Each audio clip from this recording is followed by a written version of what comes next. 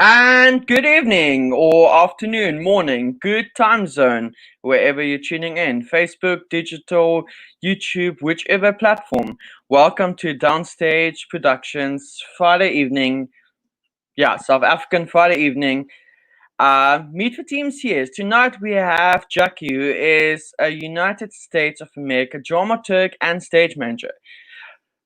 She's gonna explain to us what a dramaturg in the US does, because it's completely different to what we do in the South Africa. So I'm gonna bring her in now. Let's say a big welcome to her and enjoy, everyone.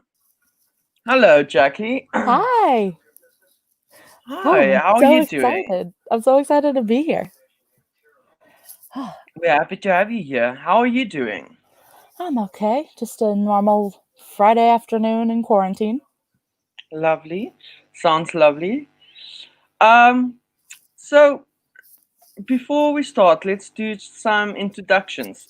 Um, why don't you tell us a bit about yourself, your name, age, where you're from, where you're calling in from, um, something interesting about yourself, and what is your biggest dream? Okay, so I'm Jackie Leibowitz. I am from North Jersey. I live about a half hour out of New York. I'm 26. I have been working in theater for a long time. I wound up going to school. I have my both my BA and MA from Temple University in theater for my undergrad, and then musical theater studies for my master's. And uh, I've been doing everything from acting to stage managing to musical theater history for several years now, and doing it a little bit of everywhere. So, what's interesting? I mean, I'm do sure there you? should be something. You're a quite interesting person. I mean, my brain is a black hole of musical theater, so I can pull out random facts that no one should have should know off the top of their head, not like I do, and I'll just pull them out of nowhere and be able to give you a fun fact on something in the middle of whatever we're talking about. That is true, and I've actually have first-hand experience of that. For those of you who don't know, Jackie and myself are part of a podcast called Yes. Coffee After COVID. Coffee After COVID. I can't speak tonight, apparently. Um, just a fair warning, I do have some injections in because I injured my fingers, so some of my words might not make complete sense. I will It's try my okay. best to speak properly. But Jack and I know each other from actually the Broadway Stage Management Symposium, Yeah. and thereafter we started a podcast together. So Yeah, I've been working on the Broadway Stage Management Symposium since its very beginning. I attended the first 2 years and I've been a production assistant ever since. So wow, I'm very excited that this year we got to go digital because people like you who don't necessarily have a chance to come to the US and attend in person, we still got to have the full experience together the whole weekend. And then we exactly. started a podcast after it. Which actually started out as a joke, Yep. um, Of us in the but comments section. literally in the comment section, I said, "Let's grab a coffee after COVID," and then And coffee then after COVID started. I said, that's a great name for a podcast. And then it became a real thing. It did. And tonight, your afternoon, Yeah. sorry, time zones. You're here to discuss with us being a dramaturg and a stage manager in the US. Yes. Um, so let's jump a little bit back. Which school did you attend? At Temple University in Philadelphia. I mean, like high school, Oh, high primary school? school. Mm. My since I live in Cedar Grove, I went to Cedar Grove High School. Same high school my mom went to. Oh wow! So family high school. Yeah, it's a very small high school, around like 400 to 500 kids in the whole school. So the theater department and music department, everyone knows everyone. I had the same music teacher, theater teacher, etc. since I was in first grade, and she still works there. And now I actually work for her because I'm kind of the resident dramaturg almost. I come in and work with the kids on their shows, and they get to learn what dramaturgy is, which is fun because most high schools don't have a dramaturg. It's not something I knew about in high school, but they get the experience of that.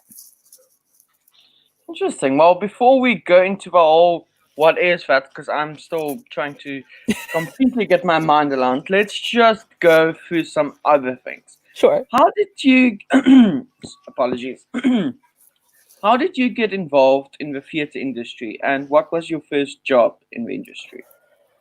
So because I grew up so close to New York, I have been seeing Broadway shows since I was 7 years old.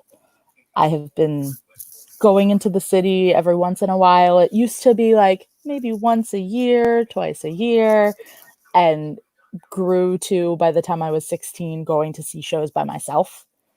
And because of that, I realized while I was a teenager, I had like an actual, like what I call my Ring of Keys moment. Anyone who knows Ring of Keys from Fun Home knows that that's like a song of like realization. And when I saw Rent, I had that moment where I said, oh, this is a thing you can do professionally. This is what I love. I'm going to do this. And by the time I was 16, I already knew, oh, I'm going to go to college for musical theater. I'm going to do this and make it my career. And side note, I did 12 auditions at 11 schools for musical theater. I got rejected from every single one. The only one that took me was Temple for general theater, which is how I wound up there. So total accident, but wound up falling in love with it, completely falling in love with it, and realizing I could do everything if I stayed a general theater major. And then when I graduated, I stayed in Philadelphia. I started doing like Philly fringe jobs. Someone that I knew from the stage management symposium offered me an ASM gig. So I did that. And then I got an internship at the Art and Theater Company, which my nice little cup over here, Arden. I keep them close. You and your cups. Yes, my sippy cups. I wound up working at the Arden for 2 years. I kept my job there. I did a year of stage management interning. So I basically was a production assistant for 6 shows in their season. And then this is like a big equity theater in Philly, the Arden. I love them. And then I, halfway through the year, got a job in front of house and kept that while I went to grad school at Temple and did a little bit of everything at the same time. I was house managing, I was doing concessions, I was in school, and sort of did my professional jobs in the summer and while I was at school. So I just sort of rolled right into working at wherever I could find. Which in my personal experience is also actually the best. I went through the same. I went basically fell directly into work, and it teaches you much better to understand the industry than to sit in class and get theory. Being much more hands-on and practical is a great advantage going forward, but that's just my opinion. That's what I loved about Temple, actually, because my professors were also professionally working in the city at the time. So I would have a teacher that would be doing a show at a professional equity theater. And meanwhile, during the week, I was learning from them in the classroom. So it was really hands-on. And then our assignments would be go see shows in the city, go see professional shows. It really, it taught us well. That's very interesting. What other jobs? Apologies, I don't know what's going on with my phone. Okay. It's probably COVID-19. Oh no. What different jobs or positions have you held in the industry? I know you've done ASM, I know you've done stage managing, dramaturg, but what else? Pretty much everything I can except designing lights and sound. Those are the only things I do not know how to do. I have directed, I have run a soundboard and a spotlight and literally a bit of everything. Um, I Temple was good about teaching us all about the industry.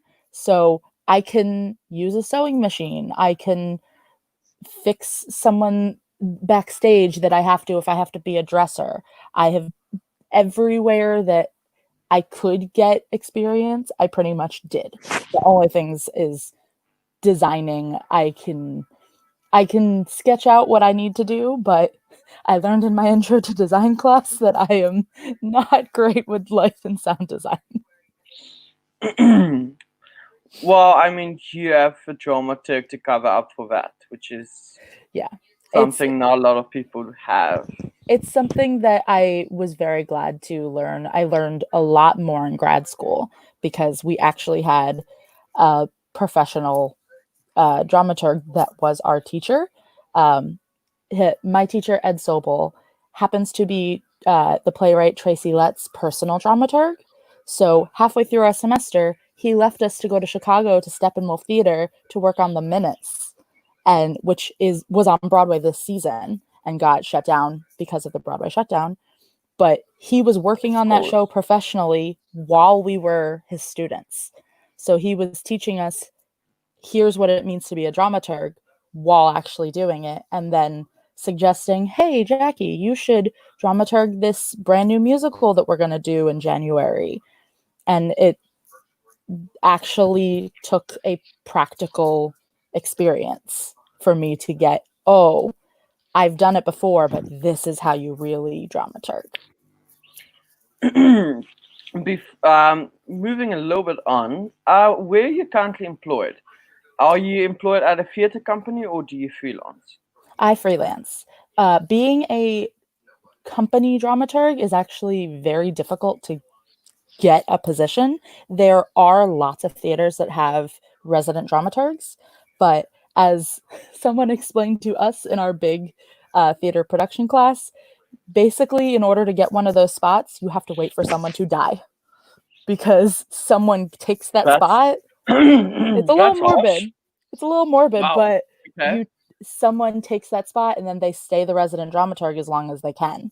And there's not a lot of young dramaturgs that get those spots because you have older dramaturgs in those spots and keep their jobs and do really great work. But it's hard to break in as a resident. But when you freelance, you can go on to all different jobs, different companies, and it gives you a little more flexibility. Now, this is now where the actual question is. What is a dramaturg? Because I am hella confused. Because what you told me and what I know is two different things. And if anyone from South Africa is tuning in, please correct me if I'm wrong. But a dramaturg, in our sense, is the director or the writer of a play. So in essentially the playwright or the director making sure the show happens. Any South Africans tuning in from theatre industry, please correct me if I'm wrong, but that is my understanding. Now, a little different here. Yes, that's where when you told me the first time, I went like, what are you talking about? So please tell us, what is a dramaturg in the US? So here, while directors and playwrights definitely do a lot of research and do some dramaturgy, a dramaturg specifically is someone who contextualizes the world of the play that we're in. A dramaturg can do anything from researching the environment you're in to, if it's a historical play, providing the actual context for what you're doing and making, in my case, I make a dramaturgy packet, which we have some examples of. But they can help go through the text and make sure that everything is accurate to the world that you're portraying, especially if it's a specific time period or a specific area that you are in of the world. If you're in the American South in the early 1900s, that's something very different than a contemporary European play. So you take that world and you contextualize it for the company that's working. While the director can say, hey, here's where we are, the dramaturg will actually give you a physical breakdown of here's what this means. Here is a picture of it. Here's a description. Talk to me if you have questions and I can explain this in detail. And I go even further to make a glossary of terms for every script that I see. I go through, and if I see a place or a specific person that needs to be defined, or a word that doesn't typically make sense, or you just might not know what it is, I will put a sticky note on it and define it in my glossary.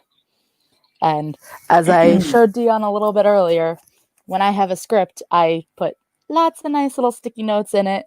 Every single one of those is a word that I defined in the script. Pink is all act 1, green is all act 2. So Oh, that's full on stage manager kicking in there. yeah, definitely. There's a lot of my stage manager brain that works with dramaturgy, thank God, because I don't think I would be as organized if I had not been a stage manager first. But it basically taking the world of the play and making it make sense for the company.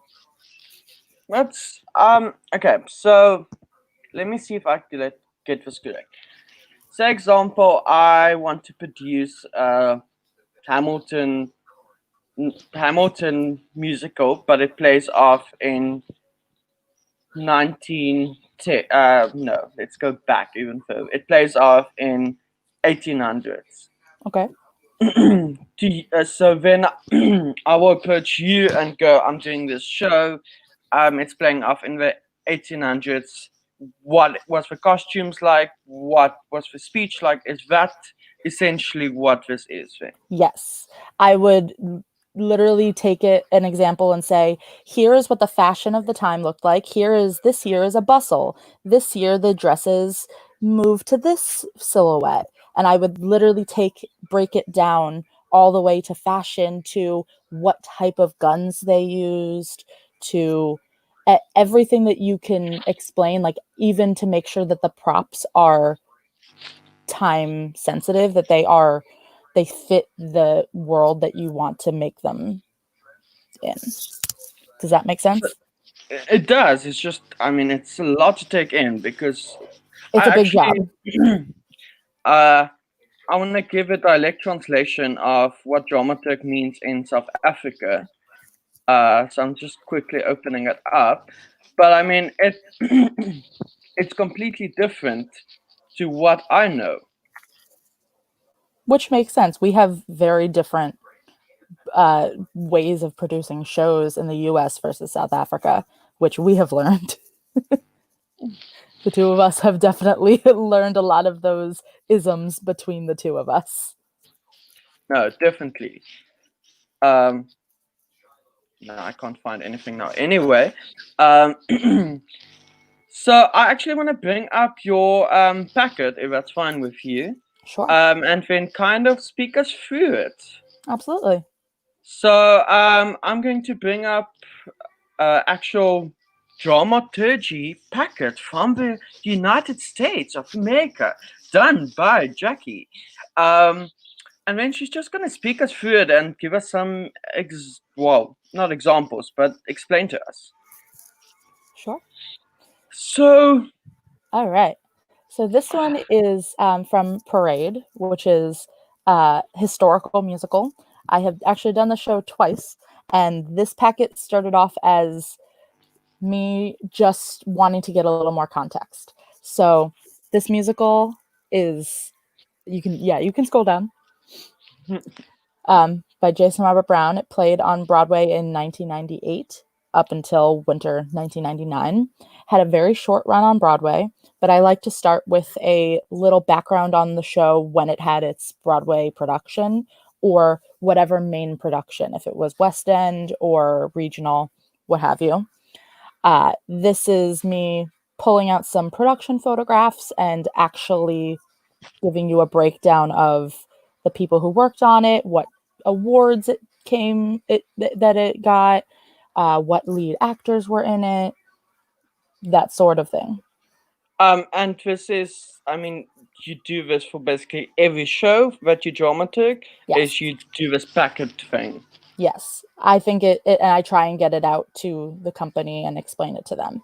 This happened to be a historical musical, so there were several reincarnations of it. The original Broadway was not the final version that is now licensed. So in here, if you read a little bit about it, you can hear how I talk about the West End Donmar Warehouse production in 2007, which changed the show quite a bit. I'm actually leading it now as we go through it. Just this quick thing, because I mean, this is so interesting to me to I'm see obsessed something with like this this. show. I love parades so much. So a lot of my heart is in this packet. And you can Uh, kind of see it when I give you like actual fun facts about it, which I always like to make sure that there's something about me I here. think you should somehow get it to me because I'm pretty sure you should have a copy. These are actually stills. This page is pictures from the Broadway playbill because I was just about to ask. the story is so specific that they really needed to put something in there for the audience. So these 4 pages I actually pulled right from the playbill. I was actually because I thought it was maybe a news article, but I see now at the bottom it says playbill. But I was actually just about to ask about that. It shows you, and then here because these are real people, I felt that it was really kind of a content warning for anyone who is sensitive to it because that is a lynching picture. Um, it is Oh, okay. it is very specific, this show, because it is about if anyone knows, Leo Frank.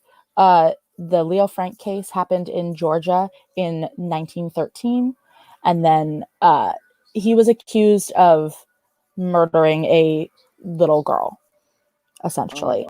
wow. He So this is is to this day the only Jew to ever be lynched on American soil. wow. And it has been over 100 years since this, but I wanted to very specifically talk about here's who he was, here's where he was born, here are pictures of him, and what actually got into when he was lynched, because So this is a major story and it led to the reincarnation of the KKK. so this play is based on based on a real Real story. real historical event that a lot of people don't necessarily know unless they are from the South or have stories. This is his wife, Lucille, who is one of my absolute favorite characters. She was in her early 20s when this happened, and it was an arranged marriage, but she wound up really falling in love with him and standing by his side through this trial, even though everyone thought he was guilty, but he was just picked. He was in and harassed because they didn't like Jews in the South at this time. And they wound up, she stood by his side and fought with the governor to make sure that he got his justice. And even though it led to a not great end, it was very, very specific what happened. And she would have saved him. If a mob had not stolen him out of the jail and lynched him, she would have been the one that led to his being freed. Wow.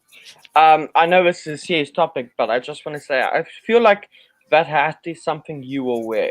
Oh, I always talk about how I look like her. It's a role that I want to play. And Carolee Carmello did an excellent job on Broadway, but no one ever casts her as someone who looks like me, even though I literally look like her. So I'm just slowly scrolling through this so that our That's Mary audience Fagan. That is the little girl who was deal killed. with this. Yeah. Her family to this day still believes that he was the one who did it, even though after my piles of research, I have a better idea who did. This was a very corrupt trial. Very, very, very corrupt trial. And I mean, based on his religious views. Yeah. Also, content warning for anyone looking. Some of these things get a little scary to look at. Those were her clothes that she was found in, which are bloody and ripped, and that's the string that was found around her neck because she was strangled. I didn't include the autopsy pictures, which are out there on the internet. That should have been fun to have in here now. It's a dark show, but it is a beautiful musical. It is one of my favorites. Jim Conley, he is most likely the one who actually did this, but he was put away for a year as an accessory to the murder and couldn't be retried because we have a double jeopardy rule in the US that you can't be tried twice for the same event. Yeah, I know about that. Here I got even more specific with the actual notes that were found. I like to take everything that I can find and include it to kind of contextualize this for people. So this is really getting into the nitty-gritty of the story, which isn't even covered in the musical. I just laid that, and that's a bit. Whew, okay. Yeah, I talk about theories. I talk about the investigators and how they handled it. This packet, I didn't get to even do a glossary because I was so into the history of it. Because there's all these people, these newspaper articles, these historical pictures. The fact that this was in the early 1900s means we have photos from the trial. The governor and his wife, they're characters in the musical, but they were also real people. Everyone that is in this show is a real person. That is very interesting. I mean, this is now the first time that I'm seeing this actual packet. I think you just showed me the front page once, but you never actually showed me it. So I'm kind of like experiencing this now with our audience, which is quite interesting. Getting pictures for this is one of the things I'm really. It's hard, but they're all out there. Hugh Dorsey wound up being he was the prosecutor who led the charge against Frank, and he wound up becoming governor later. It's very interesting. So I'm gonna just scroll through a bit faster. These are some of the smaller characters, but they're helpful in actually realizing the whole story. But so how long does it take you to kind of compile a document like this? Oh, it depends on the show. This one I worked on for a very, I want to say at least 2 months. Generally, I need roughly a month to put together a packet, but it depends on how much I'm doing, and the glossary can change that. It helps when I have the actual script and I can just copy and paste the sentences that I need. Like my Peter Pan packet, I was able to do that, and it made things much faster. Whereas when I worked on Curtains, I had to retype everything from the script because I didn't have a digital version. So it makes a difference. Here, I was only able to get one picture of these people each. There just wasn't a lot of information. So, I mean, you literally dive into a whole history of the show. So, but what if it's now a fictional show? Then you will dive into like the age and that sort of stuff. Yeah, like Curtains is a fictional musical, but it takes place in 1959 in Boston. So my whole packet is basically showing you what that world looked like. And here's what happened in 1959. Here's the shows that were actually playing. If this show happened to be in New York competing for Tony Awards, here's what it would have been up against. And then I'll give a little works referenced at the end. I did this one really fast, so it doesn't mean my packets that I know so that you can go back to the works cited and look up, this is where that was from. That's one of my earlier packets, so it doesn't have that detail and it doesn't have a glossary. But I mean, that's very interesting that and it's a 30-page document. Mostly because the pictures are large. That's why it's 30 pages. But I tried to give you. I mean, it takes a pretty decent amount of time to compile something like that. It's not something you can just throw together in one night. I worked on that show twice. So the first time that I did it, I didn't actually have the packet ready until we were already in performances. Oh, wow. Because it was taking me so long because I was also in the show. But When I worked on it the second time, I went back, I edited, I looked at all of the little things, and then because there are kids involved in the show, I have a picture. Oh, I should have given it to you. There's a picture of me on my iPad scrolling through and teaching, and all the kids are sitting around in a circle around me in costume, learning about the real people that they were portraying. Wow. But so you don't have to say exactly, but how much does a dramaturg essentially kind of make in the US? It really depends on the theater and how much work I'm doing, how much they're bringing me in. It's usually a stipend because I'm a freelancer. So it'll be like, hey, have this packet ready for this point in rehearsal, and you'll make, I don't know, $500 for that show. But it is a pretty decently paid title or job. It's not something you can live off of just doing it once every couple months. You need to consistently be getting other jobs. But because it's Side hustle. freelance, yeah, it's almost a side hustle because I do so many different things. When I do it for my high school, I'm brought in as a volunteer, and then I'm paid through through someone else. But I also not only dramaturg for them, I will actually sit and help and do some stage management duties, teaching them, and a little bit of everything. It's nice to say, okay, I can also sit here and take line notes because I know how to do that, and I can help you guys, and I can help you like assistant direct this kind of thing. Even though they have someone doing that, it's nice just to have someone else to pass it off to. So I'm like a dramaturg plus for them. So are you essentially in rehearsals for the whole process, or do you just kind of compile this and go, here you go, cheers, bye? Depends on the show. Sometimes they want the packet ready first day of rehearsal. I'll present it, and then that's it. I never come in again. I've had that happen, and where the director wanted to do everything else himself, and that was it. Or and I also have had directors who are also dramaturgs who say, "Hey, here's a 100-page packet. I'm here for questions, but I'm also directing you." That can get a little crazy. I have had that. But some shows, they'll keep me in, and I'll keep coming to rehearsals and checking in on them and say, hey, you should do this instead because this is what would be accurate to the time period. I've had questions of, hey, here, shooting you an email. I'm going to order a prop gun. Which is the right type? So I can be on call for that through opening, essentially.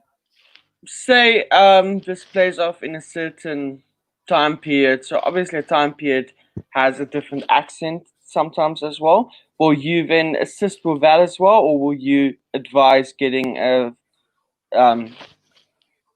vocal coach type person in? Or a speech coach. Speech coach, yes. I haven't dealt a whole lot with accents because usually the shows I've worked on have either had a speech coach or the director took care of it. Sometimes they'll ask me for pronunciations of things, which can be difficult when I'm looking online because unless you're getting a YouTube video of someone showing you, you don't necessarily see it in writing and know how to pronounce something. But I don't usually get that because it's sort of out of my jurisdiction. That would be a speech coach, but I have been asked like certain words, not entire accents, say, because I'm not great at accents. I have a killer Southern accent because of Parade, but that's because I was in the show, not just because I was working on the dramaturgy.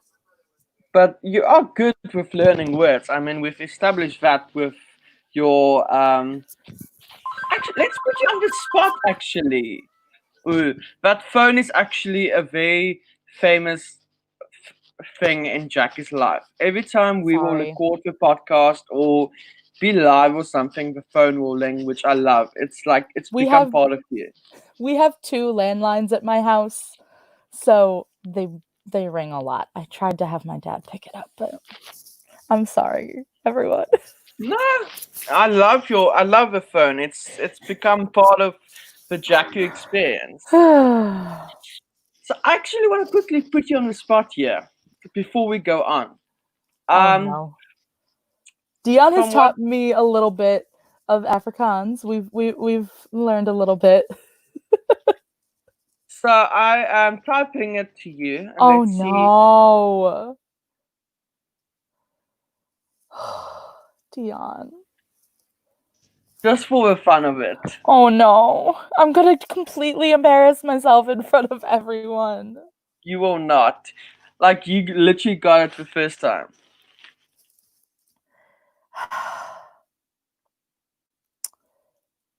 Oh my god. Okay. Ho gone deep met Julie. Julie. Yellow. The I one don't that even I know what just I said. I think this is the one that I taught you actually. Yeah, we did do this one. I think so. I don't know if we may have done it in a different context because I don't remember the first two words. I remember the last three. Oh.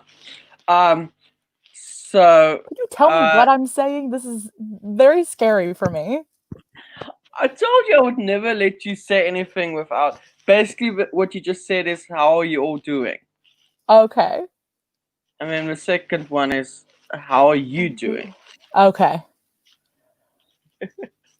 This comes from the girl who couldn't even do her Spanish classes all through high school because I had to use Google Translate. Wow. Um, But I know no, Hebrew, so I'm a step ahead. I know Hebrew. that is very interesting. I actually do not know a lot of people who knows Hebrew. Not Um, conversationally, but I didn't go to Hebrew school for 10 years for nothing. so moving on a bit, I know you already Sorry, our mentioned it. tangents. We get off on tangents really easily. That is kind of our thing. Um, But you yeah. mentioned this already, but just please go into a bit more detail. How did you become a dramaturg? So I basically, because I love getting into the details of a show, I sort of just started putting these things together. The like that parade packet, I wasn't brought on as a dramaturg. I was just in the show. But I asked the director and I said, "Hey, I want to put together a little bit of context because this is a real historical event and I feel like everyone should know that." So I just did that for fun originally, where I sat there and just put it together. That Um, is very interesting. I knew what a dramaturg was, but I also meant to explain this when I explained dramaturgy at the beginning. There is a misconception that dramaturgs are show doctors, that they come in to fix things. The TV show Smash is part of that because they brought in a whole story about a dramaturg when they meant a show doctor, which is someone who actually fixes the issues when a show is not working. Dramaturgs don't necessarily do that. They can help you with some of the context, but they don't fix a show. That's not their job. But Good to know. I realized that, hey, I mean, my mom's a librarian. My dad was a history teacher. It's sort of in my brain just to look for context and actually research things. I'm very used to that.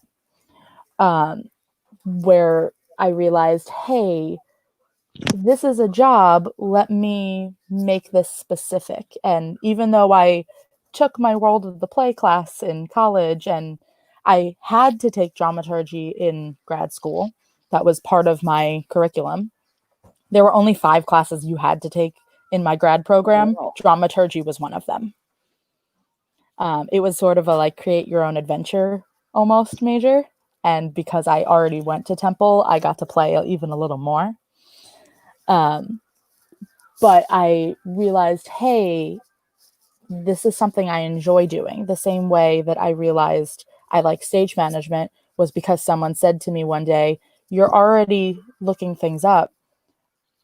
You know that's what a stage manager does, right? You're creating the things that you're doing are what a stage manager does," even though I was just in a show. And then I sort of fell into it. I did the same thing with dramaturgy, where I just sort of started creating the context. And then someone said, you're dramaturging. So I Um, sort of did these things, and then someone actually said, "This is the title of what you are doing. You should get credit for it." it's so interesting. I mean, I fall I into don't think things accidentally. I don't think I've actually ever worked with a proper dramaturg. I might be wrong, but I'm trying to think now. I know I've worked on shows where someone would come and say, "Oh, well, accent coach." That's the proper word that I was looking for. An accent coach would come Or and go, "No, this dialect is coach. that one." A lot of terms tonight. A dialect coach or an accent coach would come in and say this or say, but I don't think I've ever actually worked with a dramaturg saying, so this is exactly the timeline, this is what happens in that timeline. Mostly that will be the director who will go, so the show plays off in 2018 or in 2025, Yeah. where the future, whatever, this is the fashion, or it will be the designer who will go, this is the type of fashion they wore, They this do is the that as type of, well. The designers here definitely do that as well. That's really their thing, but I will just give a overall view for the company. but would you then in a way work with the designers as well to say, this is Sometimes. information? Sometimes. Usually they're fine on their own, but I have definitely seen designers reach out to dramaturgs so that they can make sure they're on the same page. It's less asking for advice and more just making sure that you are living in the same world. Of I've course. even shows that aren't super out there. Like I did a show, I did Water by the Spoonful, and we had a dramaturg that was on the staff, and he came in and put pictures up on the wall. And this is a contemporary play that takes place in Philadelphia. It's not something that you would think needs a whole lot of dramaturgy, but it's very specific, the places that they reference. Oh, And he just put pictures up on the wall and said, in rehearsal one day, "Okay, here's this place that you talked about. Here's this place. This is the year that we're talking about, which is pretty much right now. But this is the type of cell phone you'd use. This is they were very specific." And because I lived in that area, I was able to say, "Yeah, that's right," or "Hey, you are saying this word wrong." And even though I was an ASM, I leaned over and talked to my stage manager and got to chat with the director about how they said Lancaster versus Lancaster, because in Pennsylvania, you say the word Lancaster. Whereas people from, yes! my God, Oh, I love it when that phone rings. It's the moment that makes me so happy. I'm so sorry. Every time that we Make that do a a drinking production game. meeting, I think we should. I really think we should. You'd be so drunk. Like, to the guys of to the folks tuning in, this is actually a thing. Every time we would be in a production meeting or busy recording the podcast, the phone will ring. And it happens every single time. So if it happens, I get very excited because it's like it has formed part of the Okay. character of Jackie by now. Like, But back to what we were actually talking about.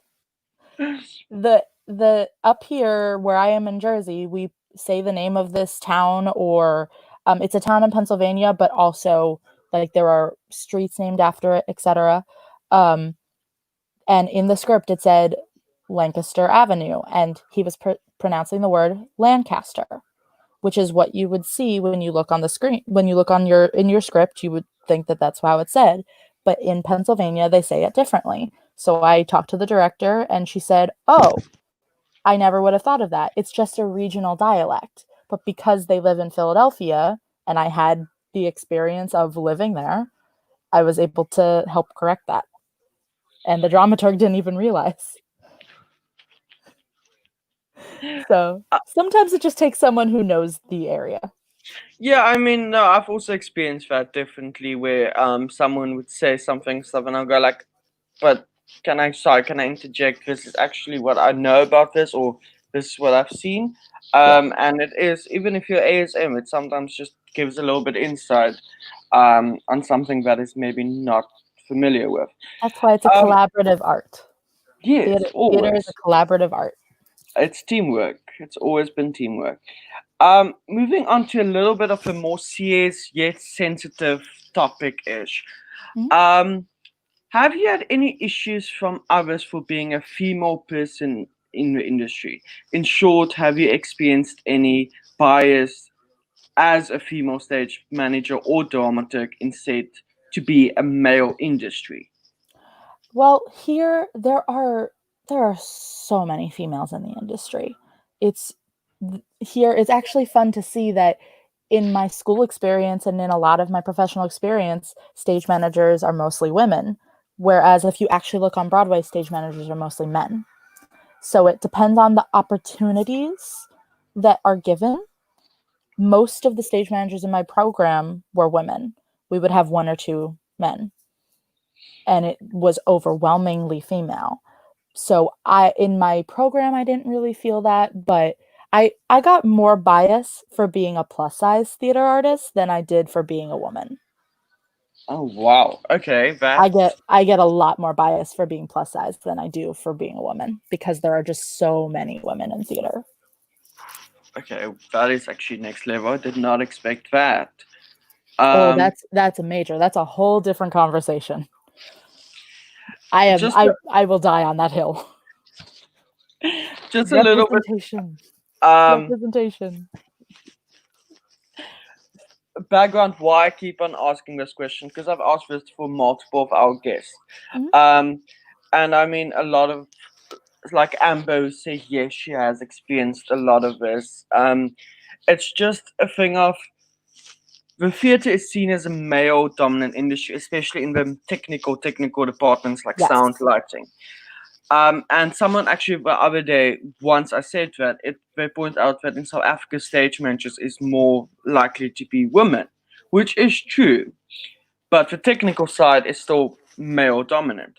Here, But definitely as well. Other than costuming can be a little more women, but yes, no, that sound, lighting, etc. is more men, and crews are dominantly men. It is very, very unlikely to see women on stage crews or as backstage, especially on Broadway, where it is a family industry and it trickles down, and people will literally give jobs to their children, and you will see that it's mostly men. But as a stage manager, as a dramaturg, it's not as big a deal because I can still control a room.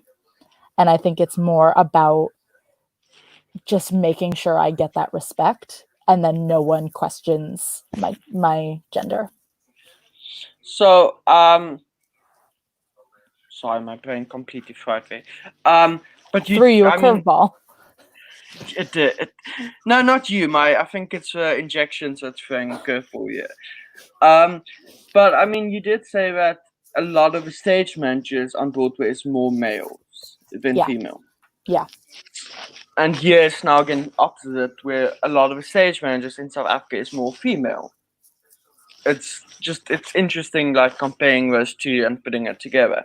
Yeah. Um, jumping a bit to stage management, Mhm. explain to us firstly how did you get into stage management, um, and then explain to us how what is your process in planning for a show, how do you prepare for a show, that sort of stuff. So I actually started stage managing when I was 16. When how I mentioned how I sort of fell into it when I was doing Rent. I was playing Joanne, and there is a dance break in the Tango Maureen, and we were using a recording with the choreographer that did not have the dance break on it. So, being me, I went and got the live Broadway production, and I ripped the audio and I put it on a CD so that we would have the dance break that we could rehearse with. Because I figured, why are we pausing the song and going on when I could just make sure that we had it? And then as I came in with the CD and I said, because this is 2010 and we still used physical CDs, I came in with the CD and said, here, I made it so that we can rehearse. And the choreographer, who was a professional choreographer, said, that's what a stage manager would do. They would make sure that we had the song, the right music. Because we had a stage manager, but we didn't really. It was a community theater show. Sounds dangerous. That company is a story I don't want to get into.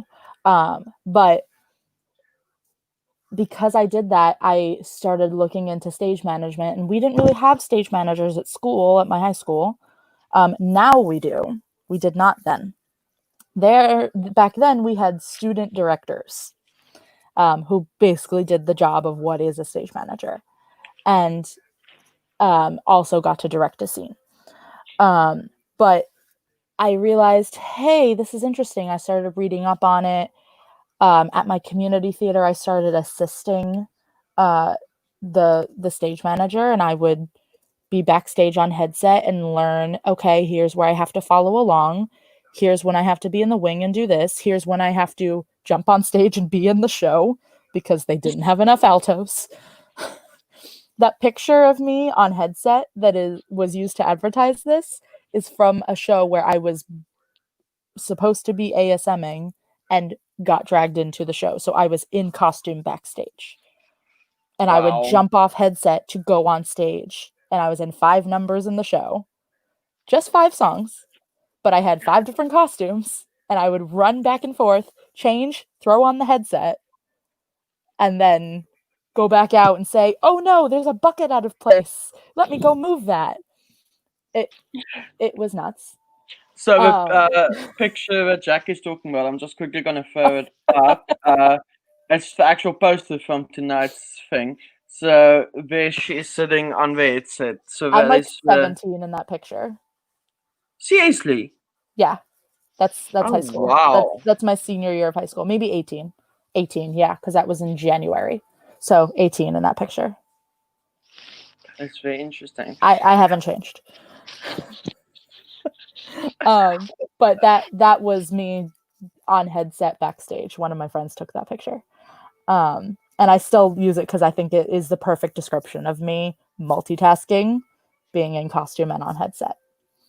But that was when I started learning. And then when I went to college, the very first thing I did was find the stage management professor and say, hey, I'm interested in this. And we did Spring Awakening my freshman semester, my first semester, very first show. The auditions were the first day of school. And then by Friday, they were starting rehearsals. I said I was interested in it. And then he said, okay, I'm going to set up a meeting for you with the stage manager of Spring Awakening. Because I didn't get into the show. I said, okay, great, awesome. I met her what I thought was for coffee and found myself in rehearsal as an ASM my first week of college. I'm sorry, I didn't mean to make you do a spit take. Oh, wow. That is throwing in the deep end at next level. Yes, and she taught me so much on that show. That my stage manager, her name was Noelle Diane Johnson. She is an equity stage manager now. And she really taught me everything. She taught me how to take blocking notes, because I hadn't even taken the basic stage management class at Temple, which you are supposed to take before you work on a main stage. Because I had done it in high school, although not to that level, they said, oh, you're fine, just go ahead. And I was one of 4 ASMs. So we were a 5-person stage management team. And that's amazing. Sorry, I need to interject. A 5-person stage management team. 5 people because there were 2 casts. It was double cast. So amazing. It was a month-long run with 2 casts. So we had like 30 people to wrangle. It was but just that weird 5-team stage management. We split up. That's why, because the stage manager, she was there for everything, but because it was doubled, during rehearsals, there were 2 ASMs on one cast and 2 ASMs on the other. That was why they did it. Normally, you would get 3 ASMs on a musical or 2 ASMs on a play. That was the standard for Temple. But because we used equity standards, but we added a little bit so that we could have teaching moments, which this really was for me. And because I did that, I then took stage management the next semester and actually learned the basics of the class.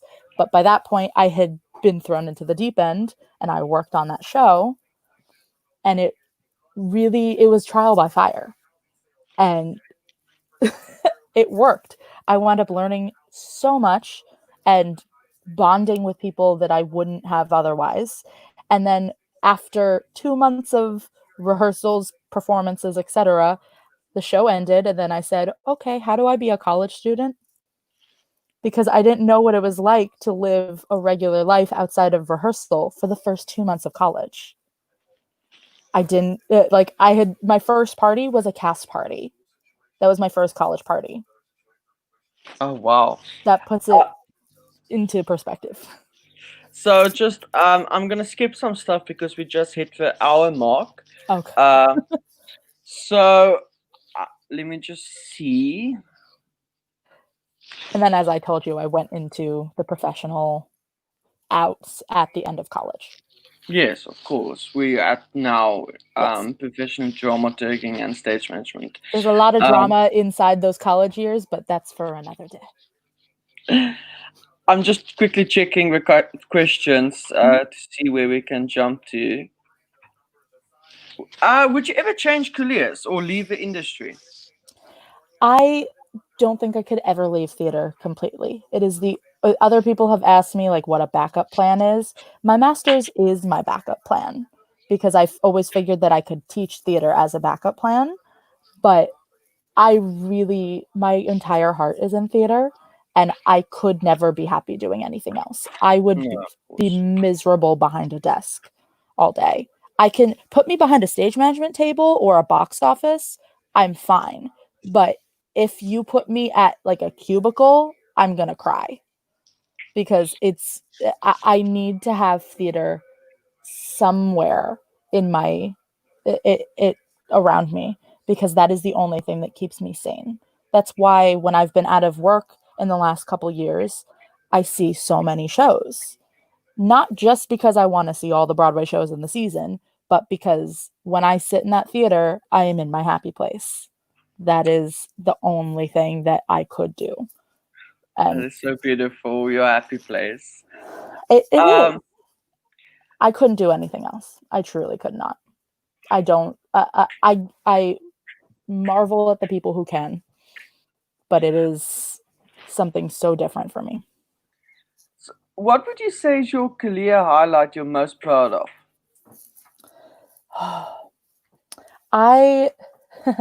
So in college, my friend Matt and I did a production of the musical Glory Days, which is what I refer to as lovingly as a clopener.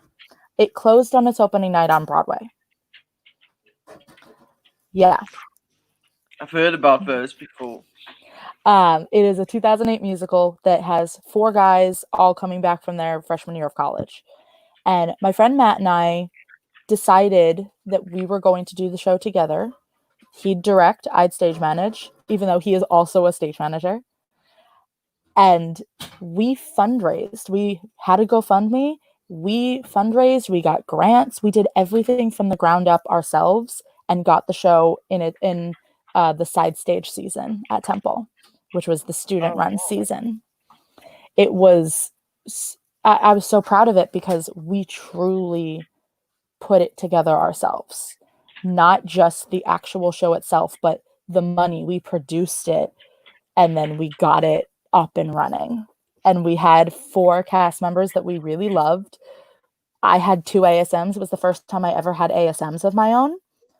I'm one of those stage managers that happens to work as an ASM a lot. I'm not usually the head stage manager, but that was my first experience getting to have ASMs of my own. And one of them was also a swing. So I constantly had to give him up so that he could learn music and make sure he was getting all the blocking down, because he was the swing for two characters and our director was the swing for the others. And it was a little crazy, but we made friends with the composer, Nick Blameyer, who is a well-known Broadway actor and composer, but we actually made friends with him through this entire experience. The book writer donated to our GoFundMe. Like, we really spread this thing out. And over a year, we made it happen. And it really taught me what it's like to have curveballs thrown at you. I mean, we were a rock musical in a little black box theater where we had the main stage show on stage next to us, and the head of the department happened to be directing that play, and he said, "What is that noise? That can't happen at the same time as my play." So we had to shift all of our curtain times for the whole run, even though all of our marketing and everything said, okay, we're going to be at 8:00 these nights. We had to shift to 6:30 start time so that we wouldn't interrupt them, because everyone has to bend to the main stages. So we really dealt with every curveball that you can see. Can you imagine sitting in tech and saying your show can't go up at the same time that you were planning? When does that happen? Curveballs are fun. Curveballs are fun. It teaches you a lot. Yeah, that show taught me And a lot. I think that actually would bring us into our next question. If you could give an upcoming young professional in the making advice, what would it be? Oh, a couple little things, like rolling with the punches is important, but sometimes Curveball. you just have to hurry up and wait. That's the name of the game, especially in tech. Hurry up and wait. Always be ready to go. But mostly, I want everyone to learn as much as they can in every single area of the theater. I think it is so important that actors understand what a stage manager does, that anyone that a stage manager understands what a lighting cue means. I think everyone really has to speak each other's languages, and they should make sure that they know what everyone does so they can appreciate it and respect it. Because the people that I know that have gone out of their way to learn a little bit of everything are the ones that are the most successful. I couldn't agree more with you. Not knowing everything, I mean, like, having a broad understanding is much better. Yeah, I love conservatories and everything, and I think you get a great education, but if you spend 4 years just learning your craft and not everyone else in theater, you did not get a well-rounded education. I completely agree. And with that brings us to the end. Do you have any closing words? Anything interesting you would like to share? Yeah. I think I just want anyone who has further questions about it, reach out. I'm always happy to talk about it. It is dramaturgy, stage management, all of it. Even the fact that I call myself a musical theater historian, people don't always get what that means, and I'm always happy to answer questions. I'm very open about all of these things in my life and why I love this industry so much. So please reach out to me, anyone Jackie, do you who want has to questions. drop your email with me quickly and I can post it in the comments? Yeah.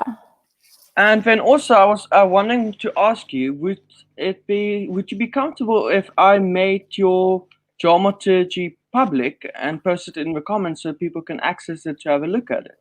I wouldn't do the parade one because it's not as good, but if you want to do the Peter Pan one or the curtains one, those are pretty good. So if you would like to share that with me, then everyone, I will then post. Yeah, I sent you 3. I sent you 3 packets. And I'm also now posting Jackie's email address. They could also just go to my website because there's a contact form on there too. So either one. I'm posting email slash website in the comment section. If you would want to reach out to her for any questions, please do so.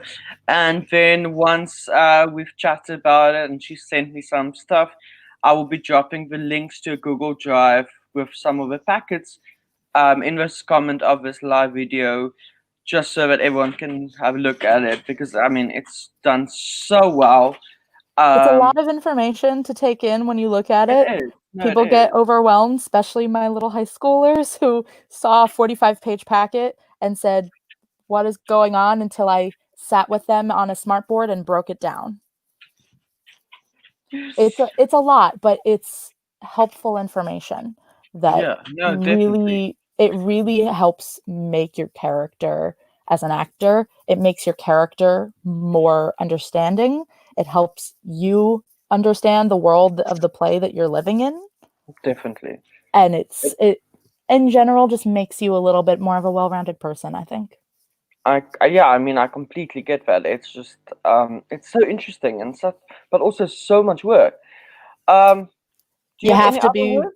you have to be willing to look at your computer for a lot of hours and do a lot of research, not just on the internet, but also going to the library to get some books. A lot of when I started my Peter Pan research this year, I checked out 8 different versions of the original story so that I could go Sure. through the differences and Wow. see, okay, this makes sense. This is what came out in 1904 versus this is what came out 50 years later. And I really would go through the different versions and compare and contrast things. It's a lot of nitty-gritty work, but when you finish it, oh, it feels so good to have a physical packet and to say this is the work that I did. It's the same way I felt with my thesis, that I said, okay, I have a thing in my hands. I made it. I'm proud of it. And I will always have it. And I can always go back and reference it. The fact that I used my parade packet on 2 different shows really got that feeling for me and made that a real thing. So I hope more people get interested in it. It's such a nitty-gritty thing, but it is Actually, so fun. to be honest, you've actually interested me now, personally, I'm glad. because it sounds interesting, and I mean, it could be It re- something interesting it to. really helps playwrights, it helps directors, it helps anyone that is working on something that is specific. Even stage managers or props people that are doing very specific work, when you can respect and understand a dramaturg, you will realize, oh, they're just here to make my life easier. They are here to do the research so I don't have to. Um, yeah, like I mean, I'm definitely kind of interested, especially as a props person as well. So you've interested me. Yeah. I want to Yay. say thank you. If you do, you have anything else to say? Oh, just thank you for having me on today. This is so much fun to talk about it. I don't get It's, to gush about dramaturgy that often to people who understand theater. So it's fun to have that little outlet today. it was amazing to have you on here. And thank you for tuning in, or not tuning in, calling in all the way from New Jersey, at 2 o'clock in the afternoon Yeah. on a Friday afternoon, where it's now 9 o'clock the evening on a Friday I evening. have a nice bright window out here, middle of the day. Yeah, no, it's pitch dark outside. Um, yes, thank you from my side, and thank you from Downstage Production side. It's been great to have you on air with us, and hopefully we can have you back at some other time with another topic. Awesome. I would love to. Thank you, and have a lovely afternoon, Jackie. You too, Dion. Bye, everyone. Wow, that was quite interesting. Hearing all about Jackie all the way from New Jersey, dramaturging, stage managing. It was quite interesting. Just dropping at the bottom here. Remember, you can follow us on social media: Facebook, Twitter, Instagram at DownstageZA. Um, Drop a follow, a like, a share, a comment. everything you want. Ev- and thank you, everyone. Have a lovely morning, afternoon, evening. Stay safe, and we will see you again. Goodbye.